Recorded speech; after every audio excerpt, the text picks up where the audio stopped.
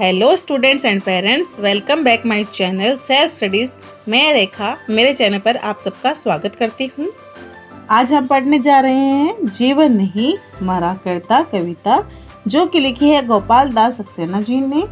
तो चलिए शुरू करते हैं। यहाँ पे इनका परिचय दिया गया है, तो आगे शुरू करते हैं। जरा सोचो, चर्चा करो। यदि सूर्य प्रकाश न होता तो इन पर क्या प्रभाव पड़ता? वनस्पति, पशु पक्षी और मानव।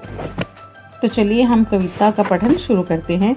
छिप छिप अश्रु बहाने वालों, मोती व्यर्थ लुटाने वालों, कुछ सपनों के मर जाने से जीवन नहीं मरा करता है। माला बिखर गई तो क्या है, खुद ही हल हो गई समस्या। आंसू गर नीलाम हुए तो समझो पूरी हुई समस्या।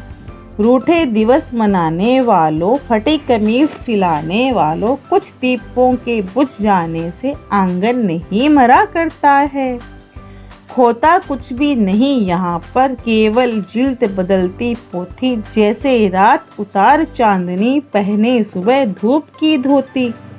वस्त्र बदलकर आने वालों, चाल बदलकर जाने वालों, चंद खिलौनों के खोने से बचपन नहीं मरा करता है। कितनी बार गगरियां फूटी, शिकन न आई पनघट पर। कितनी बार किश्तियां डूबी, चहल पहल वो ही तट पर।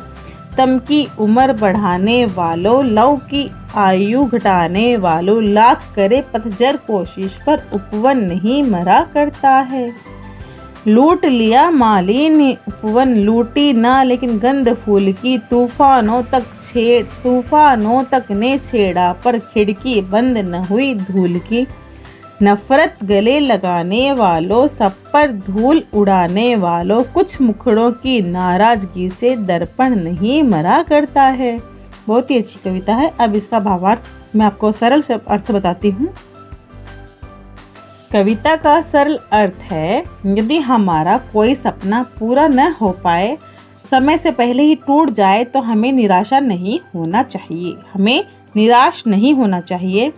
छिप छिप कर रोना नहीं चाहिए। आंसू रूपी मोतियों को व्यर्थ नहीं बहाना चाहिए। कुछ सपने यदि पूरे नहीं हो सके तो जीवन समाप्त नहीं होता है। माला यदि टूट कर बिखर गई तो चिंता नहीं करनी चाहिए। यदि हमारे आंसुओं पर लोगों का ध्यान जाता है तो समझना चाहिए कि हमारी तपस्या पूरी हो गई। परिस्थितियों से हार कर रूठ कर बैठ जाना समस्या का हल नहीं होता। यदि कोई कमीज फट जाए तो उसे सील लेना पड़ता है, फेंक नहीं दिया जाता है। हमें यह ध्यान रखना चाहिए कि आंगन में जलते दीपों में से कुछ दीपक यदि बुझ जाए तो बाकी दीप आंगन में अपना प्रकाश फैलाते रहते हैं। इस दुनिया में कुछ भी समाप्त नहीं होता, केवल उसका रूप बदलता है। रात के बाद दिन का आना ऐसा लगता है मानो रात ने चांदनी रूपी वस्त्र उतार कर धूप रूपी वस्त्र पहन लिए हो। हमें यह समझना चाहिए कि बचपन में खेलते समय कुछ खिलौने टूट जाते हैं तो कुछ खो जाते हैं, परंतु उन बच्चों के आनंद पर कोई असर नहीं होता। पनघट पर पानी भरने वालों को हमेशा आना जाना लगा रहता है। जाने कितनी गगरियां वहां आए दिन टूटती रहती हैं, परंतु पनघट उनका शौक कभी नहीं मनाता। वहां की चहल पहल पर कोई फर्क नहीं पड़ता। निराशावादी दृष्टिकोण रखने से मन मस्तिष्क में अंधेरा बढ़ जाता है और आशा रूपी प्रकाश की लौ की आयु कम हो जाती है।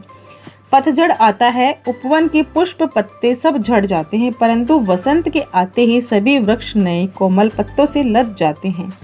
पतझड़ की लाख कोशिशों के बाद भी उपवन हरा भरा रहता है। माली प्रतिदिन उपवन के सभी फूलों को तोड़ देता है, लेकिन वहां फैले सुगंध नहीं रूठ सकता। तूफान आते रहते हैं, परंतु सुगंध के स्रोत का वे कुछ नहीं बिगाड़ सकते। कुछ लोग सदा नफरत का भाव मन में लिए रहते हैं। ऐसे लोगों का काम होता है हर समय दूसरों की निंदा करना, लेकिन ये लोग भूल जाते हैं कि दर्पण का काम होता है केवल सच्चाई दिखाना। तो ये था कविता का सरल अर्थ।